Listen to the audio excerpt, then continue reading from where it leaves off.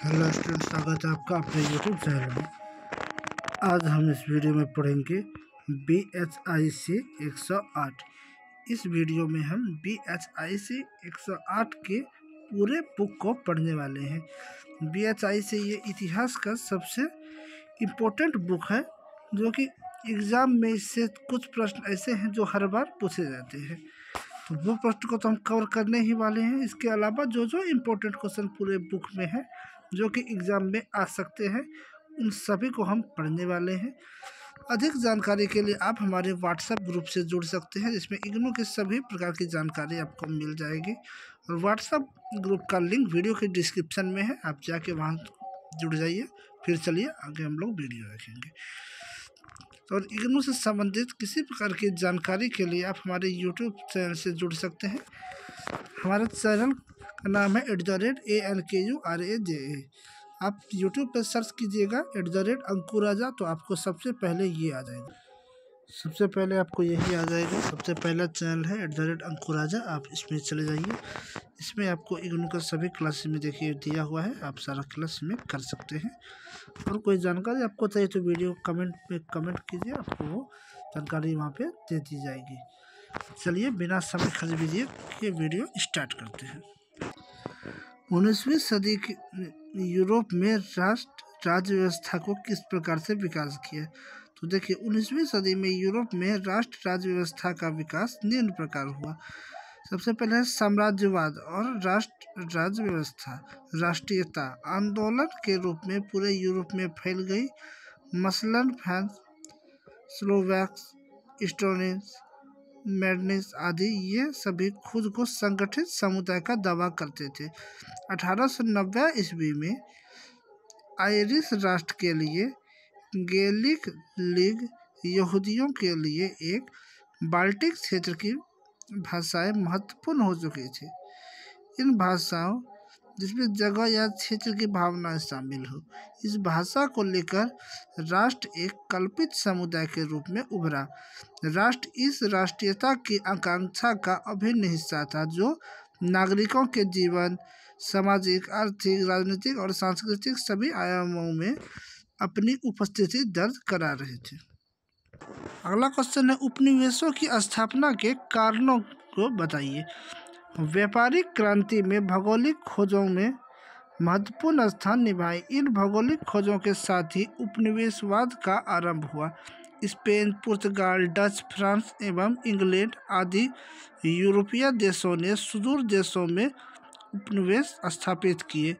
Europe में उपनिवेशवाद के आरंभ के कारण थे ट्रिपल जी नीति। भौगोलिक क्षेत्रों में फलस्वरूप कोलंबस द्वारा अमेरिका की खोज ने यूरोपीय देशों में स्वर्ण जैसी बहुमूल्य धातु की जगह की प्रतिस्पर्धा शामिल कर। दूसरा है कच्चे माल की प्राप्ति। व्यापारिक समृद्धि के फलस्वरूप यूरोपीय देशों में कई उद्योगों की स्थापना हुई। यूरोप में इन उद्योगों के लिए आवश्यक कच्चे माल की कमी थी। नेक्स्ट है निर्मित माल की खपत। उद्योगों की स्थापना एवं कच्चे माल की उपलब्धता से औद्योगिक उत्पादन तीव्र हो गई। जनसंख्या में वृद्धि। यूरोप में विभिन्न देशों के औद्योगिकरण परिणाम स्वरूप नगरों की जनसंख्या में अत्यधिक वृद्धि हुई। प्रतिकूल जलवायु। यूरोपियों को अर्थात यूरोपवासियों को व्यापारिक प्रगति एवं नवीन देशों से संपर्क के फलस्वरूप कई नवीन वस्तुओं का ज्ञान हुआ। नेक्स्ट है समृद्धि की लालसा। भौगोलिक क्षेत्रों का परिणाम स्वरूप प्रारंभिक उपनिवेश पुर्तगाल एवं स्पेन में स्थापित किए। नेक्स्ट, यूरोप के आधुनिक युग के विशेषताओं का वर्णन कीजिए। यूरोप के आधुनिक युग की प्रमुख विशेषताएं या लक्षण इस प्रकार है। बौद्धिक जागरण। तुर्कों के कस्तूनिया का आक्रमण के कारण ग्रीक विद्वानों को पलायन कर यूरोप में विभिन्न देशों के शरण और जीविका के लिए जाना पड़ा। उनके ज्ञान ने यूरोप की शिक्षा, विज्ञान, विचार प्रणाली, कला, साहित्य, गणित आदि में अत्यंत महत्वपूर्ण परिवर्तन और सुधार के आयाम जोड़े। लैंगिक भावना की वृद्धि। आधुनिक युग में कई प्रवृत्तियों के विकसित होने के साथ सामंतीय व्यवस्था के से व्यक्ति के सौर की भावना में कमी हुई। देखिए ये पूरे बुक जो इम्पोर्टेंट क्वेश्चन का पूरा PDF है। इसके लिए आप हमारे व्हाट्सएप ग्रुप में जुड़ जाइए, वहाँ पे हमको मैसेज कीजिएगा, आपको PDF दे दिया जाएगा। नेक्स्ट है सामंतवाद का पतन। आधुनिक युग में एक मुख्य लक्षण या विशेषता सामंतवाद का पतन था। सामंती आधार पर गठित समाज का ढांचा एकदम से तो नहीं टूटा, पर इसमें परिवर्तन आया। पुनर्जागरण का काल। मानवाधिकार आंदोलन। आधुनिक युग की शुरुआत ही शोषण पर व्यवस्था के खिलाफ हुई थी। नवीन नगरों का विकास। नवीन मनोवैज्ञानिक और भौगोलिक आविष्कारों तथा औपनिवेशिक विस्तार के कारण व्यापार, यातायात, कच्चे माल की प्राप्ति में पर्याप्त वृद्धि हुई।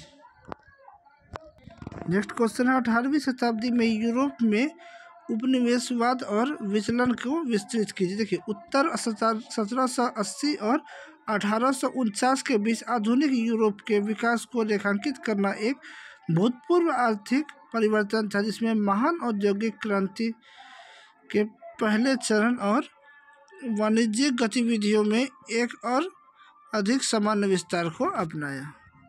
नेक्स्ट है 17वीं शताब्दी में यूरोपीय संकट का वर्णन कीजिए। उत्तर 16वीं शताब्दी के उत्तरार्ध को आर्थिक उछाल पूरे यूरोप को रोकने लगा। इटली में 1585 ईस्वी के बाद कठिनाई के पहले लक्षण दिखाई दिए और अकाल 1590 के दशक तक जारी रहा। प्लेग की नई लहरें 1630 से 31 तक उत्तरी इटली और टस्कानी और 1656 से सल्तन दक्षिणी इटली लाजियो और बोनोवा में क्रमशः 1/4 और 1/5 के बीच आबादी को नुकसान के साथ आई। इस प्रकार हम लोग का ये नुकसान के साथ आई, जो मिलान नेपाक्स के बड़े शहर और जोनोवा ने अपनी आधी आबादी खो दी। तो हम लोग का वीडियो यहीं पे समाप्त हो गया है। वीडियो अच्छा लगा तो चैनल को सब्सक्राइब कर दीजिए, वीडियो को लाइक कर दीजिए। वीडियो देखने के लिए धन्यवाद। जय हिंद।